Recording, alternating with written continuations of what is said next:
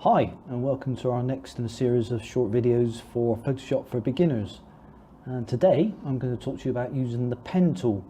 Now, pen tool we use for cutting out shapes, maybe to paste on top of another image, or maybe to have an image floating underneath, which I'll show you.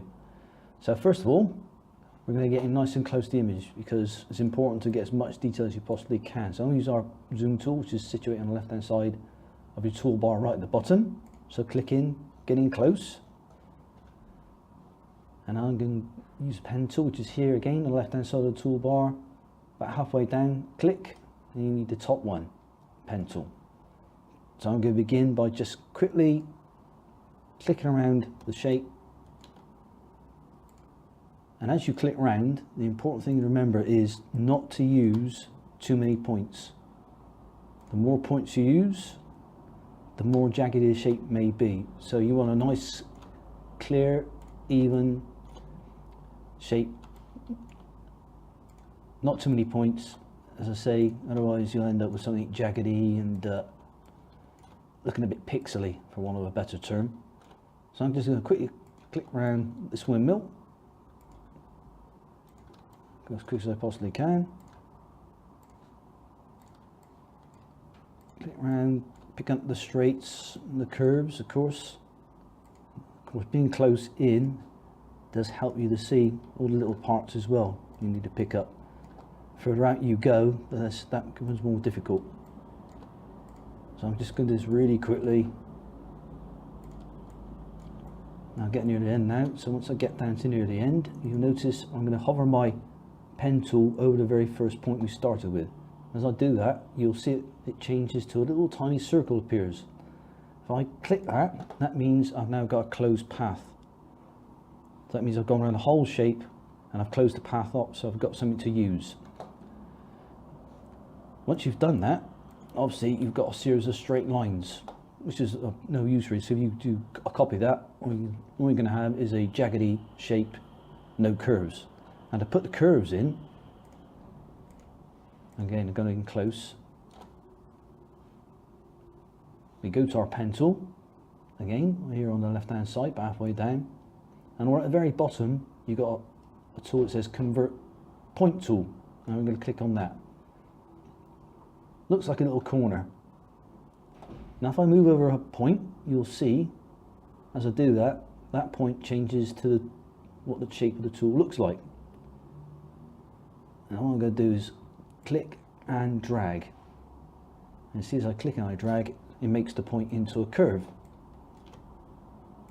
and I'll continue doing that all the way around. One thing to note, if you're not quite happy with where that point happens to be as you're dragging the curves out, if you come down here again to the left hand side, direct selection tool, which is the white arrow, click on that, you can go to one of your points, pick it up and move it around. You can do that all the way around as you please. Now, instead of me going around doing all those curves, I've already done one here, so I'm going to open that up, which I've saved here. So you can actually save things as you do your path. You can actually save first. So when you get to the end, which I've done one here, it says work path. If you double click in that, in your paths, call it a name, path 1, okay, and that path is saved. So when you save the picture, that path will always be there. Now I've already done one with curves in, and I'm going to zoom out and show you how this works.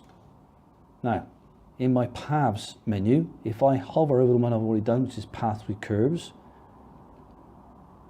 click on it. Now if I hold the control key down, click on that little square, you can see that Photoshop makes that a selection. Now I've got a selection of the windmill. I can now go there and copy. I've already got an image ready to paste into it, so I'm going to open that image up and go edit, paste. And as soon as I paste it in, that becomes a separate layer. You can see sitting over the top there, and I can move that anywhere I like. I can make it bigger by using Edit Free Transform, which is a shortcut Control T. If you want to hold hold the corners down here. This makes it all in Pro. Alternatively, if I go back to our original image, if I say edit, copy, edit, paste, it will then paste that same image over the top of our original image. I can hide that image there, go back to the picture I want to use, I'll hide that as well, pick up this background image, so I'll go edit, select all, edit copy, go back to our original image. Now I'm going to click where the background is. You can see I've clicked underneath the layer 1, edit, paste, and there's the image floating underneath. Now because it's a separate layer, again I can go edit, free transform, hold the shift key down, go to the corner, again it will increase the size in Pro. Really easy to make up really nice images. Now what you may have noticed also is if I go to the very original image, that parts of it, and I'll zoom in, are blurred, obviously because it's soft shape and parts are in focus, parts are not in focus. And you can do that too with your new image. So I can know that here up in the corner that's meant to be soft. So I click on the original, the image I pasted in. I come here to the left hand side, halfway down it says blur tool. I'm going to click on blur.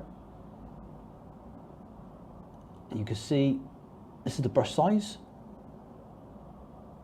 You can choose different brush sizes. I go down here.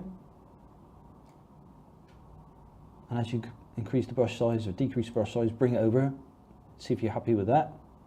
Maybe a little bit bigger. Hit enter for OK. And also you can increase or decrease the strength of the blur you want to use. I normally go with 100%, give me real hard blur, or you can vary it to make it really soft. And all I'm going to do is just click the mouse down and drag over the image. And as I drag over the image on the edge, obviously what you want to do, you can see the image start to blur, so it gives you a bit more realistic look. You can also go around the whole image, so if you want to go around the image, make sure the parts that are meant to be blurred are blurred. You can always check that what you want to do is, and where you need to blur, you can always go back to the original image and do that, so you can check that. I can see that this very corner needs to be more blurred, so I go back to my original image, make sure that background there, and blur this also. So this just helps you to create a more realistic feeling image rather than just a hard image sitting on top of another background. It looks a bit less realistic if you like.